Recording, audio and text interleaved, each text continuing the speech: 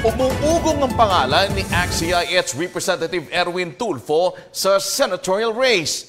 Pero kahit pasok sa top 5, handa raw siyang mag-resign kung maipapasa ang anti-political dynasty bill. Sinabi ni Tulfo na buo ang suporta niya sa panukala kahit hindi siya ang maghain nito. Dagdag pa niya, hindi lamang siya, pati kapamilya niya, uudyukin niyang magbitiw rin. Target pa niyang kausapin si Senator Raffy Tulfo at iba pang kaanak na nasa pwesto. Mas marami pa raw na mas matapang at mas karapat dapat.